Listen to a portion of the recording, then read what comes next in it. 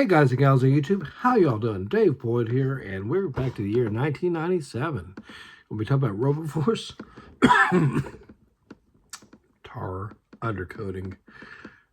Robo Force had 4 sets, 2151, 2152, 2153, and 2154, the Robo Master. We're going to go ahead and go through each set briefly and just talk about what you all think.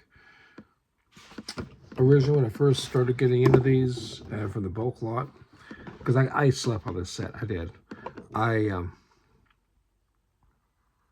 said, wow, you know, they have this kind of a homemade look, like it wouldn't be hard to mock out your own. And I still really believe that. This is 2151 from 1997. They all are. Robo Raider. He is extremely mech looking. Some of these are very fragile. In fact, this one's cracked. I got to replace it. These pieces appeared in lots of the 1990s space sets, white or black, usually white for the space.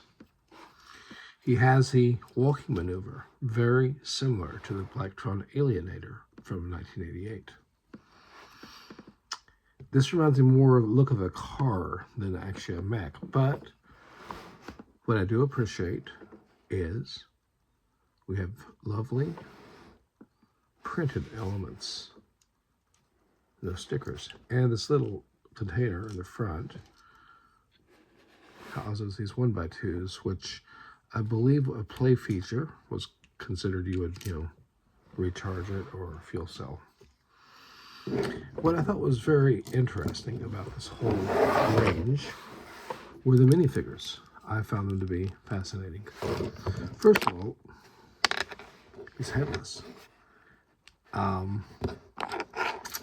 Legend of Sleepy Hollow comes to mind. I'm not going to re-edit this video. We're just going to run with it. Go ahead.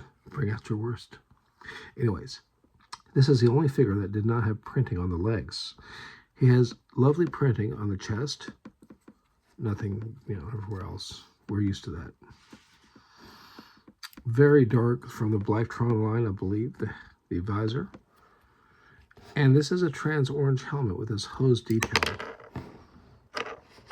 with multiple places where you can attach a stud to the back here or to the front. So you will see this in some of the other sets. I found his face printed to be rather unusual, and I have seen it in some of the other sets.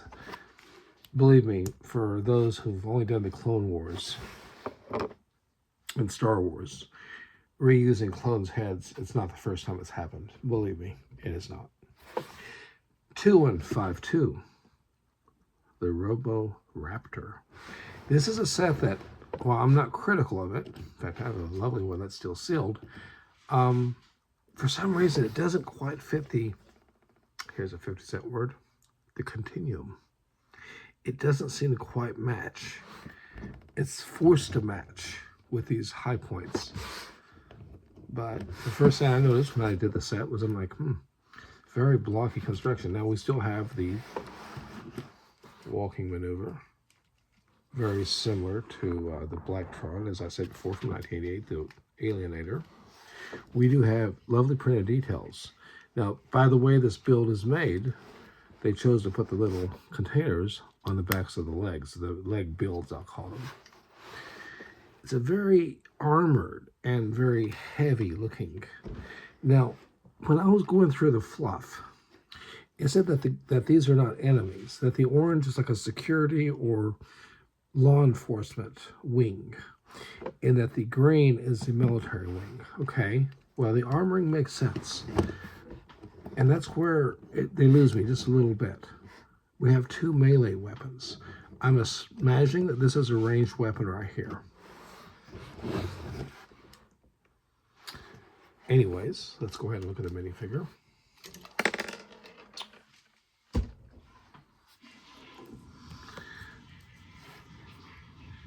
He has lovely printing on his front of his legs, on his chest. Otherwise, it's the same coloring, the same helmet mold, however, now in trans neon green. And this is a head print that you'll see on other sets. But you notice 2151 is the only one that the legs did not have the printing. Let's go to set 2153, Robo Stalker. Now this set is unusual, very unusual I feel, in the fact that we have the leg build finally. We do not have the walking maneuver. Instead we have actual wheels. Believe me, in the wreckage of a city or of a warfare, I can only imagine how bad of an idea that could be. Printed elements. Printed elements on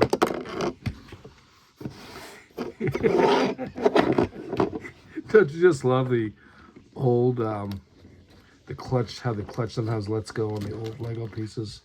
But it's fine. I mean, you know, it's 27 years old, right? Anyways, these are printed elements here. And I have seen at least one review on YouTube where it did not have that printed element. We have printed elements on the helmet or the head, other places. Okay, first thing I noticed right away was, like 2151, also orange, so security or law enforcement, we have, I guess this could be a rescue weapon or it could be a weapon to draw someone out. It's some sort of a saw. Reminds me of the Ice Plant 2000 series. The arm, despite the way, the hinge of the way it's made, has nice use and good jointing. We have one of these fingered, which is utensils, the 3-prong as they call it, 2-prong, 3-prong. It's a type of hinge that was very popular in the 90s. So we have the hand on that side. The first time we have a sticker here. This is actually a stickered element. Thankfully, it was done well on this particular one. Also, the head is removable on this one. It flies off like a separate vehicle. I guess you could fold these down. We have printed elements. And we have 2 figures that were the pilots here. As before, they have the same head print, but now they have leg printing.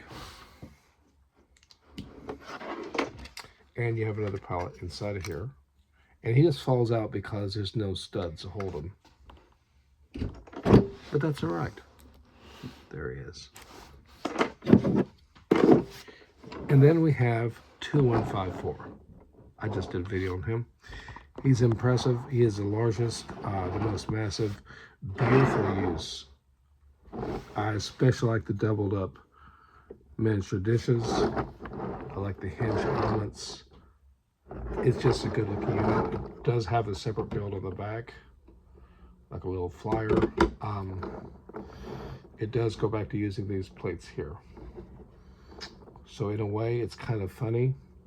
The first set used these, and the last set used them. We use wheels on the bottom of these fixed legs, 6118.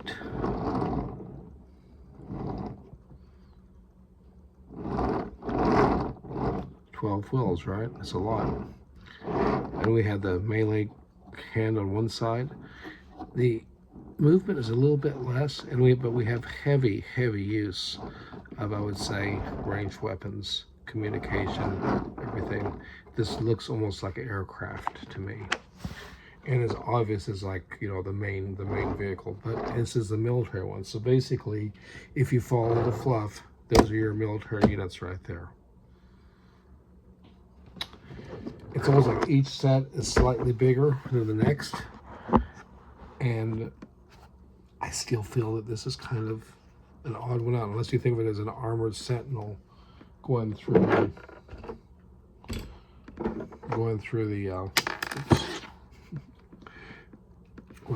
battlefield or what have you.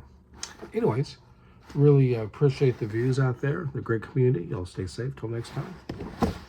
Ciao. And let me know what you think about these old trans colors and these old sets that I personally thought when I was deep in my Lego Dark Age when these guys came out.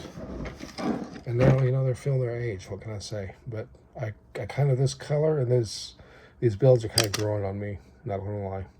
Till next time, y'all stay safe. Ciao.